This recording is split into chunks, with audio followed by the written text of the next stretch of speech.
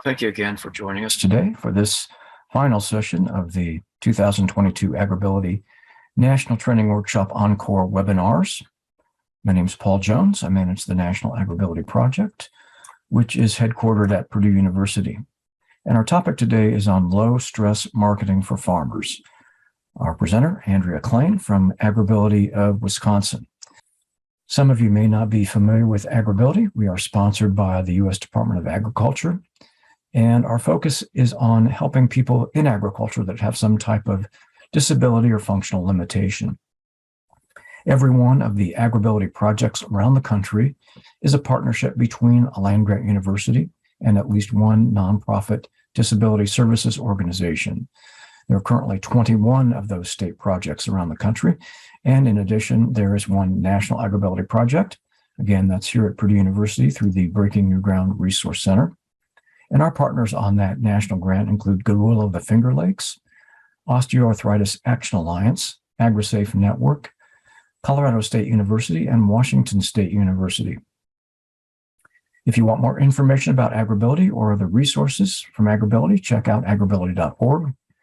There are more than 140 archived webinars on that site, along with a variety of other helpful resources. I'd like to introduce our presenter. Andrea Klahn is the outreach specialist with AgrAbility of Wisconsin. She grew up on a hog and cash crop farm in Lodi, Wisconsin, and attended the University of Wisconsin-Madison to study agriculture journalism. And he worked in marketing and communications for a Wisconsin dairy cooperative for 7 years, where she focused on outreach for the laboratory services. She enjoys event planning and brand management. So at this point, I'm going to stop sharing my screen and turn things over to Annie. Hello, everyone. My name is Annie. I'm very excited to be here, and I'm going to try to share my slides. Can you hear me okay, Paul? Yes, we can. All right. Now, can you see? No, not yet. There we go. How about now? That looks good. All right. So good afternoon, everyone. I want to start out by saying that I'm not Abby. If any of you were at this presentation last March, it was actually given by Abby Quinlan. She is a former outreach specialist from Wisconsin, and she has just taken a new job as the Wisconsin FFA Foundation Executive Director.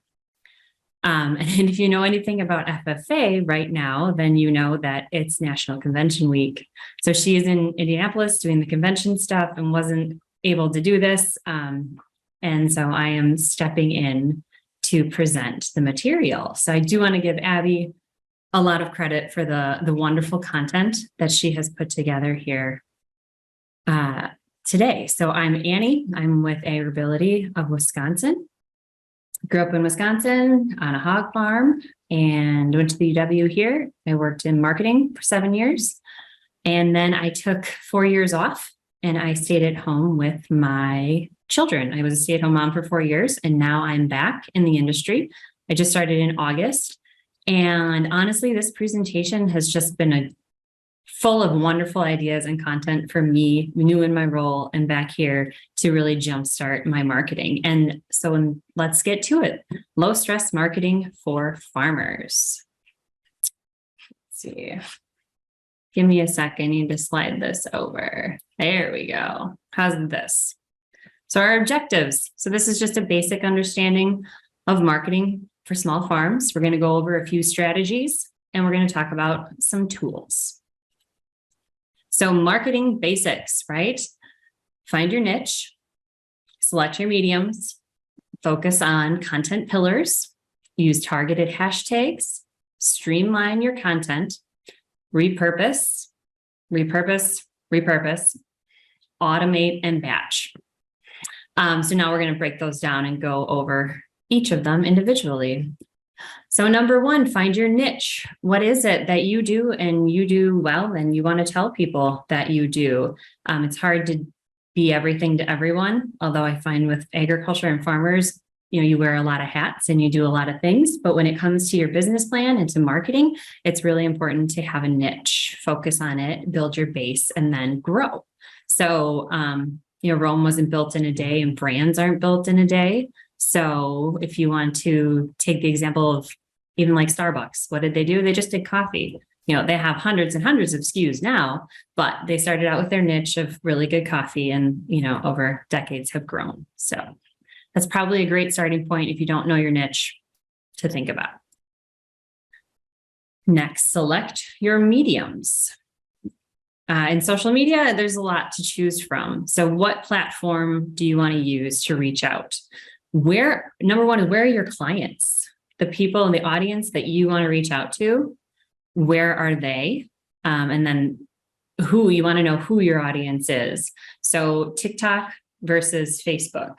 TikTok skews to a very much younger demographic.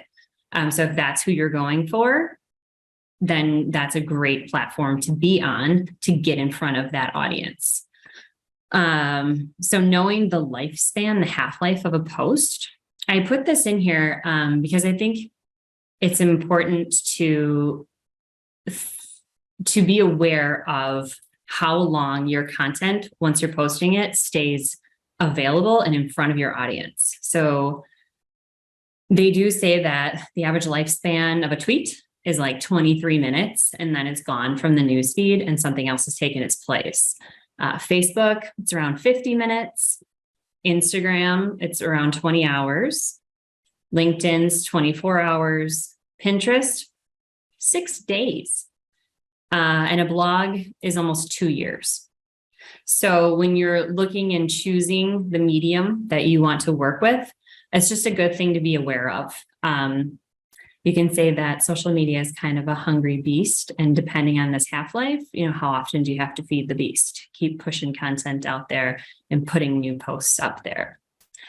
Because the longer a post lasts on a social media platform, the more likely it is to generate additional engagements and then have better reach for your brand. And that's the whole goal of social media marketing. So when you figure out kind of where you want to be or which medium you want, pick one and go with it. And I would like to also say, don't forget your website. Don't forget your website and having a blog on your website, because it just makes it so much easier for all of your social media posts to relate back to your website and to direct traffic to your website. And then on your website, is where they can sign up for your email marketing list, for your monthly newsletter, and then you have their email, and then you can reach out to them, and it helps build that relationship better. So remember how important a website is. A website is also a lot more searchable. If I do a Google search, that will come up, whereas like a tweet won't. So. And now next, focus on content pillars. Content pillars, these are really great for planning and generating ideas for content, because it can be stressful. If we want to make it low stress, coming up with continuous content can be overwhelming and anxiety provoking. So take some time to sit down and develop these content pillars.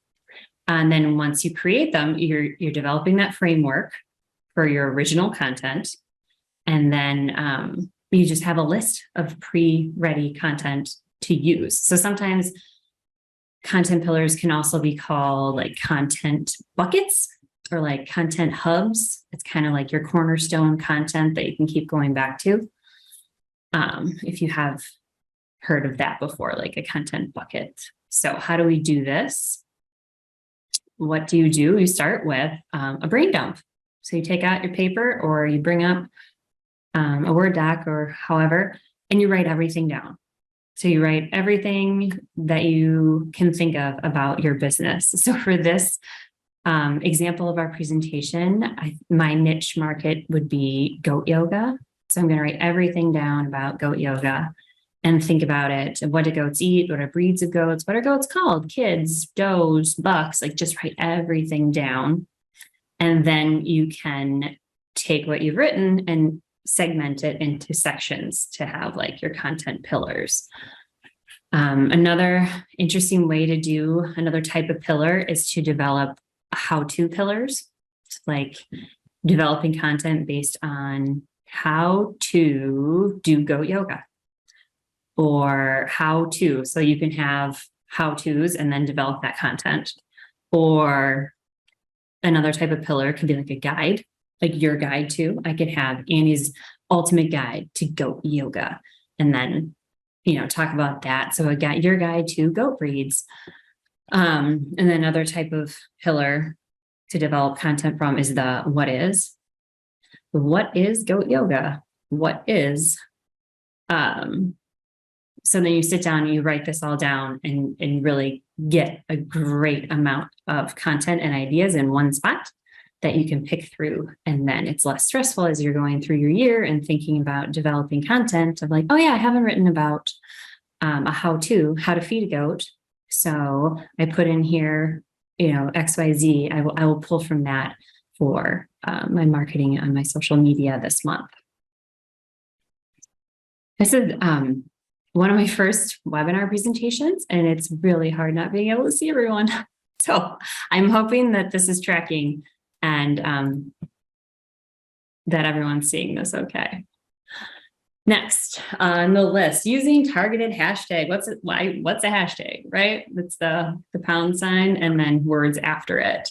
So why use hashtags? Hashtags help you be searchable and help other people find your content and your posts. So I think you can use anything up to like 30 hashtags in a single post if you want to. But even just using like 8 to 10 is a great start. So if you were like, well, I don't know who uses hashtags. If you look at an influencer, oftentimes they'll have some content in their post and then there'll be like the ... You click on the ... to see the remainder of the post. And there's the dump of hashtags. There's like 12 of them all listed. Or oftentimes people put it in like the caption of the picture so that all those hashtags are in there and it's searchable. So it's recommended to have a good mix of hashtags. A good mix of hashtags will get good results on the algorithm. So branded hashtags specifically to your business and your farm. So in my case, Klahn Farms, hashtag Annie's Goat Yoga. And those are going to be so specific to you that when people search for that, your post will come up. Then a good mix of high competition, medium competition, and low competition. What does that mean?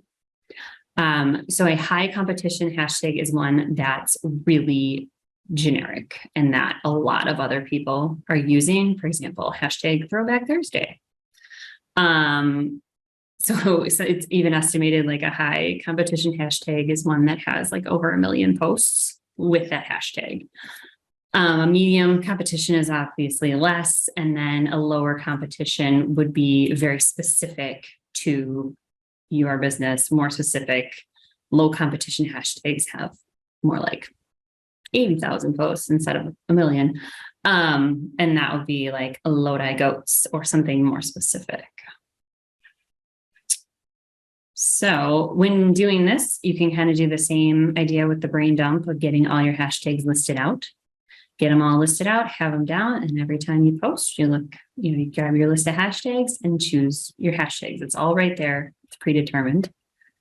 Another thing that I found kind of interesting when doing hashtags was using this funnel to help you get from those high competition down to the low competition. So on every post, you would put hashtag the industry. So I would put hashtag goat farming, like my niche, hashtag goat yoga, hashtag Annie's Goat Yoga, hashtag Klahn Farms, and then work your way down to including Wisconsin goats.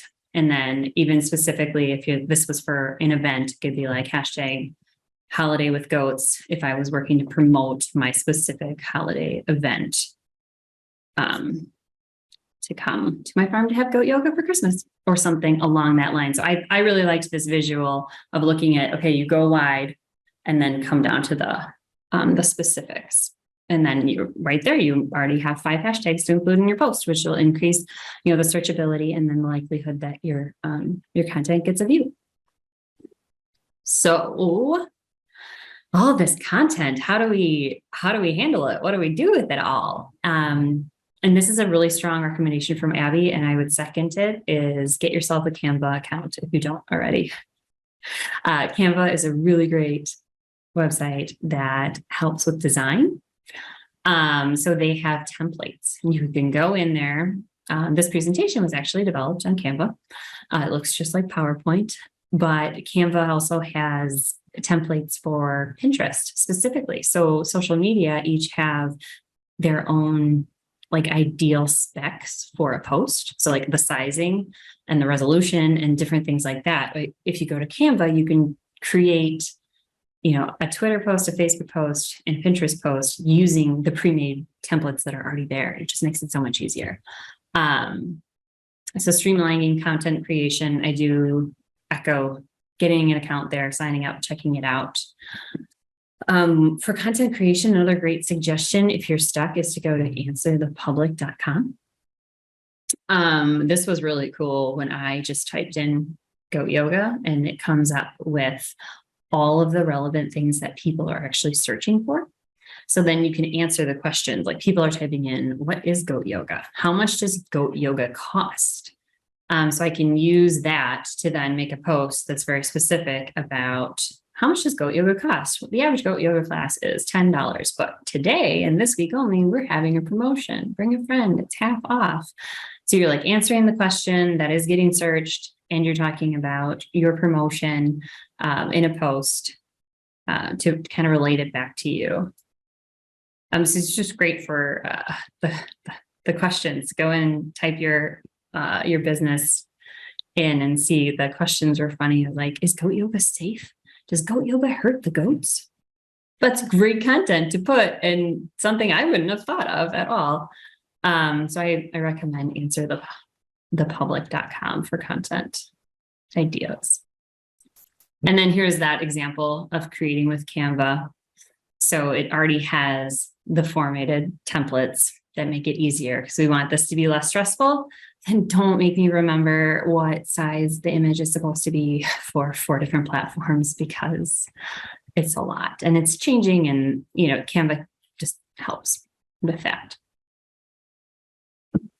So once we have our niche and our mediums and our content, our pillars, don't forget to repurpose your content.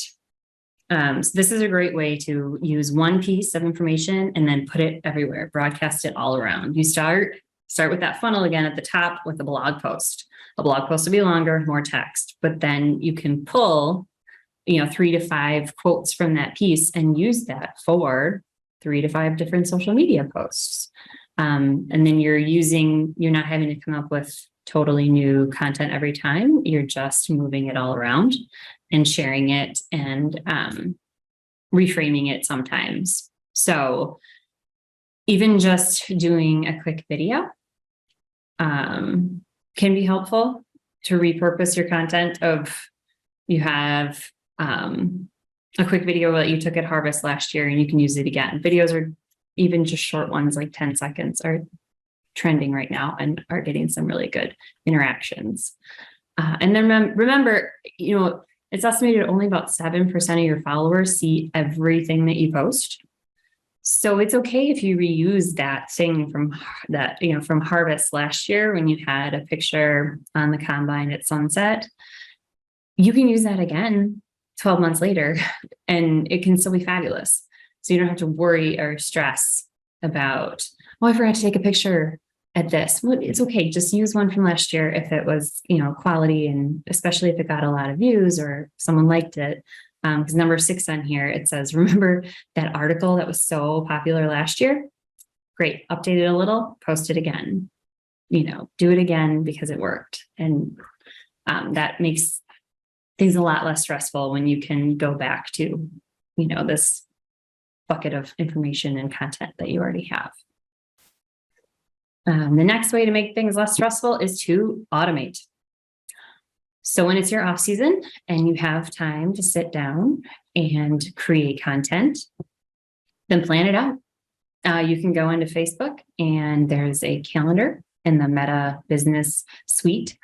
And you can plan out your posts for the month, for the week, the month, the year. Just keep, just schedule them in and be done. And then you don't have to worry about it anymore. So automate when you can. Another trick for automation, your welcome newsletter. So if you have, for example, MailChimp for your email marketing, and you get someone who goes to your website and signs up for your newsletter, automatically when they sign up, they will get a welcome email that says, thanks so much for joining Annie's Goat Yoga. And then I don't have to worry about remembering, oh no, I got to send that email to my new subscriber. It's already done. It's taken care of. I don't have to worry about it. I love it. So after we automate, then batch. This is a great idea for getting the work done and focusing on one thing at a time. So set aside time for your marketing. Number one, just an hour a week, if that's all you have, hour a day. And then do the same type of marketing all at once. So if you're going to do Facebook posts, just focus on scheduling out and batching your Facebook posts together. This is helpful. If you stick with the same platform for an hour, you will be surprised how much you can get done. You can really crank out a lot of good content and then be done with it. You don't have to do it again for the rest of the month. And then the next, it also keeps you from like bouncing back and forth from platforms like, what was my password? I got to go over here to do this. And then I have to, get distracted because I got a message over here and then I'm watching a cat video. So just like stick to it, do the one type of marketing at one time. And then that will alleviate the stress of having, I forgot to post that this week. So, do that for your Facebook one day, take an hour and do it. And then the next week, take an hour and focus on newsletter content and do it for an hour. And so that's the rinse and repeat, stick to it and keep doing it. So social media benefits. Why are we doing this? Because people connect with people, and social media is just a great way to reach directly to people and educate them about your farm and your niche, because no one knows it better than you. So who better to be telling them about it? Another benefit of social media is the outreach. So when you're posting on Facebook and linking back to your website, then you can get their email address, which then you will put into your newsletter, and then you can tell them about the promotion. So it's all circling back to hopefully more sales, more engagement with your brand, more brand awareness, and more sales.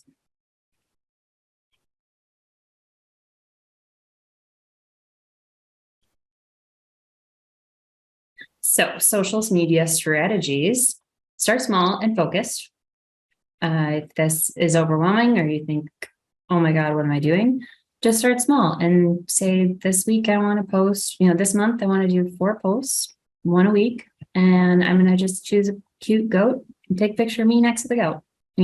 Just start small and focused and do it, and use your hashtags. So you can start playing around with that. Get comfortable and use your branded hashtags. And then once you get past like, okay, I'm posted a lot of goat pictures. Now what? You go back to those content pillars and pick out something else. Like, oh, what are the different breeds of goats? And I could talk about how my goats are a specific breed and that they're this many breeds worldwide. This is the most common information. And you can follow kind of, this is the 70-20-10 rule, where 70% of the content is the fun picture of the goat jumping over and scaring the cat or something. And then you can do a more focused on your farm's message of content, like you like goat yoga because of the benefits in mental health, stress, and come have some fun, relax. There's benefits to yoga and there's benefits to being with animals. So talking about like the why you're doing it, the content, your farm specific, getting into that. And then another 10%. And this is a great 10%, is content that you just share from others. So something that from ag extension about stress relief, or something that ties into your brand and your company, but it's not necessarily content that you created. And then last, for social media strategy is to review your analytics. I'm not going to get into that here because I don't know enough about it, but I think that is worth a webinar in and of itself, because there's a lot to learn and a lot to go through of the analytics of like what time of day, what of a post receives like the highest engagement, or, you know, with the video, like a 10-second video versus just text versus, so you can really dig into it and see what posts your audiences are engaging with, and then, you know, learn from that and keep going. It can be helpful and it can be surprising what you find. Email strategies. So social media is a good way to lead people to your website and lead people to even just directly to signing up for your newsletter. So if you have all of your core email templates already to go, like I said, when someone signs up new and they automatically get a welcome email, just like that, you automate it and it's done. You don't have to think about it. It's also good to take time for some framework. This is another one that can be overwhelming and stressful to think of, how am I going to fill content of a newsletter? Well, let's sit down and look at the calendar and kind of make a framework. So in the springtime, I'm going to talk about the new babies that are born. In the summer, I'm going to feature staff. In the fall, I'm going to talk about National Health and Safety Wellness Week. In the winter, I'm going to pick a goat of the year. So once you have your topics of what you want to do for your framework, then you're not always scrambling for content, right? You have it decided. And then as the year goes on, you can see something that's like, oh, that was really good content. I want to put that in my newsletters. You know, I'm going to save it on this file because I know that in fall, I talk about health and wellness. So that relates. So having that framework just helps when it can be overwhelming to be thinking about content. Website strategies, posting articles twice a month to drive more traffic to your website is a good way, because then you're coming up in searches, and always having fresh, people like fresh content. You know, it's when you go to a website and things are a little stale, then it's hard. Keep your style very simple. So most of us are looking at websites and doing searches on our phone. So it's really important when you're designing things to remember to see it in desktop view, but also mobile view. Add small images.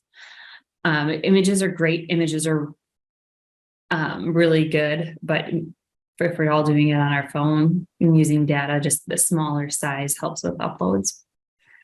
Incorporate your keywords in for your website. So SEO, we all know what that is, the search engine optimization. So those are the words that you want people to be searching for you, and you want to be using them throughout your website. So you come up on page 1 of the search and not page 5. And then again, remember to keep your website responsive. So if that submission form is going to an email address that you never check that when you be putting new content up. As much as you can. There are some great tools out there for website building, like Wix, Squarespace, and Weebly are 3 free great options that make things very drop and go and user friendly. So you're not actually having to like program it in the back.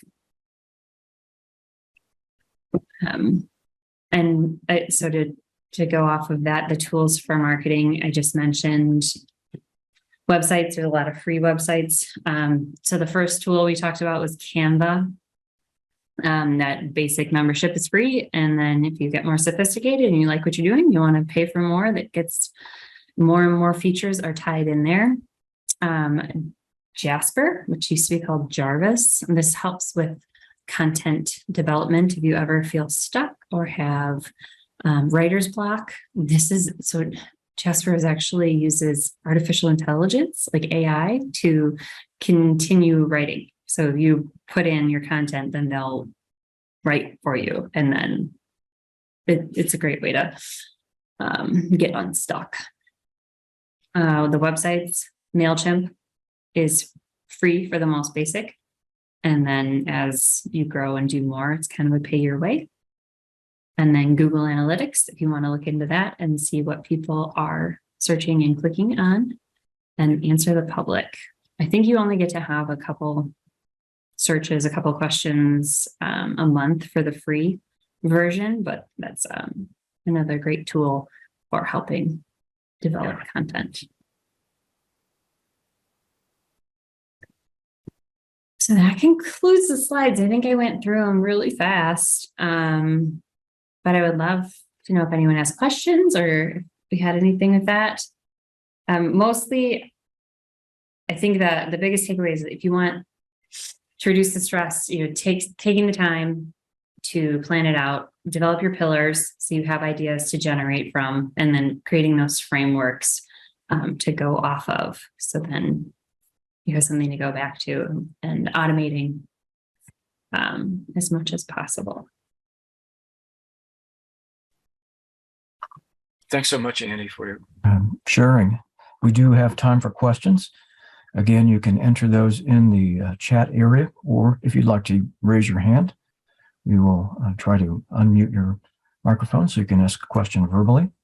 And as Annie mentioned, I neglected to tell you that she actually was not scheduled to present this webinar, and we're very appreciative for her stepping up and being willing to do that as Abby Quinlan has moved on to a different job. So we have one question in the chat at this point. Jennifer says, I like the worksheet idea to brainstorm. Where can I find those or something similar? I will share my slides with Paul, and I'm sure he'll put them up on the website if you want that specific one. Otherwise, I think if you just do a Google search for, like content pillar brainstorming form, just kind of see what comes up. Okay. I had one question. Since there are so many different potential social media outlets, do you have a suggestion in terms of how many of those someone should try to tackle at one time? I mean, you can, like you said, the beast wants to be fed, and I know you can duplicate some of that content, but should you try 1, 2, 5, how many kind of? Honestly, I'd start with one and help until you get comfortable. There are some places, and I forgot to mention this, where it will automate if you post to your Facebook account, it will also then post to Instagram. So it's kind of a 2-for-1 if you want to do that. But I've heard it estimated when I was in my past job, we had a lot of sales reps who really wanted to be on Twitter. And I said, okay, that's great. We can join Twitter as soon as you give me 3 months worth of content. Create for me 3 months worth of content, and then we can talk about joining. So until you can commit to posting, I would say just start with one and own it, and get familiar with it. Get your, if you're doing Instagram, get your hashtag formula going well with the algorithm. Have some interactions with some clients, feel some things out, and I think it's really better to do one well than to have, all 5 of them going at once and then not doing any of them. Because, you look at someone, you're like, oh, they haven't tweeted in 2.5 years. Like, no, but I guess technically they're on Twitter. If you really want, what you want is posts and engagements and reaching out with your potential clients and content, then that is a great question. I'm seeing this coming up. Someone just asked, has there been any research on which platform the farming or ag community uses most? I don't know of any. That's a great question. And I think the one plug I'll say is don't forget about Pinterest. So a lot of people, like, Pinterest has a longer stay, half-life for their posts. And depending on if you, like with my goat yoga, if I'm reaching out to, I feel like Pinterest skews to women, and they're generally tend to be the buyers and the influencers in the house. So if you're selling like pastured pork or something, that might be a good community, because there's a lot of chefs and blogs and posts about recipes and things. But no, I don't know the answer to that. I've seen more research in terms of age groups rather than necessarily different communities like the agriculture community. I think for the National AgrAbility Project, we seem to get more engagement, I guess, from people on Facebook as opposed to Twitter. You get such a wide range of different people on Twitter, but a lot of them may not have much to do with agriculture. They just may have, seen a post and found it interesting. But our Facebook followers seem to be more, genuinely committed in terms of agriculture, but that's just kind of an anecdotal observation. Mm-hmm. Another question I had was in terms of images. Some people I've seen, post to Twitter or possibly Facebook just with text, and I'm wondering if that's effective or whether, people are really ignore posts that don't have images or videos. And do you have any perspective on that or thoughts? I don't have exact stats, but I know that pictures get many more views and engagements than just words. And also the video, even if it's just a 10-second quick clip, if you can put a video on, that will get even more engagements. So it's, it's one thing you can test out. Do a post that only has text, then do, one with a video and see, which gets more engagements. I think it's going to be the video. Yeah. But that's not to say you can't do posts that only have text. Because as you're going through, like if someone's scrolling through a feed, they're going to look at the video. And if they look at the video and click on it and actually go to your page, then they will see all of your posts. So they will see the just ones that only have text. They'll see the video and they'll see the picture ones. So it's, it's a good thing you can still have it in your mix. Don't say, oh, I can't post unless I have a picture. Well, you can, but just, mix it up and have a lot of them to get the engagement in the feed when people are scrolling. And then when they go to your page, they can look at it. Yeah, thank you. That's kind of been my thought, that just text is probably not going to get as much attention. And you've mentioned Canva a couple of times. One thing that some people might not be aware of is that if you're part of a nonprofit, there is an option for a nonprofit membership where you can get some of the premium features that are not available through the free membership. So if you look at, search under Canva nonprofit, you might be able to, depending on your organization, be able to access that.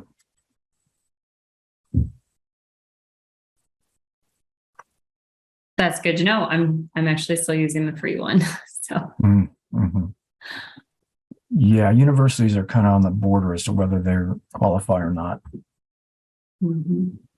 Other questions, thoughts? Appreciate everybody's participation today. Again, please make sure you fill out the survey before we end today. And what kind of activities do you do actually with your goat yoga? What's your smorgasbord of offerings there? Oh, I made that all up. I don't have goats. That was just so I could have a reference. Okay. Well, you're certainly convincing. I think maybe you should try that.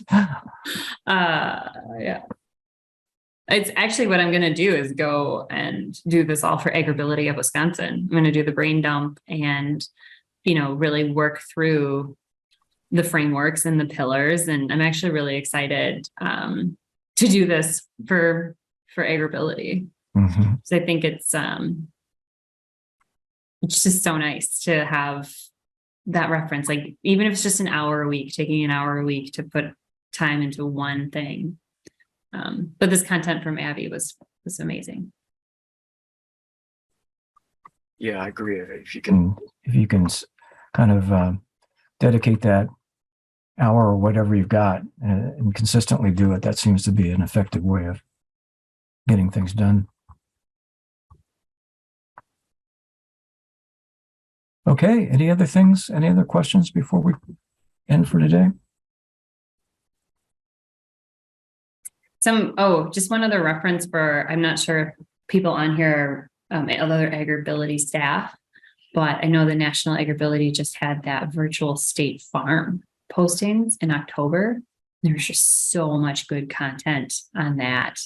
When each of the states took a day and did their postings, and I use that for ideas and content generation. And some people had some great, images and how people are presenting statistics about their state. So that's another one. If you're like, I don't know what to post, go check that out and see what other states are doing with the AgrAbility program. I thought that was exciting and fun to see.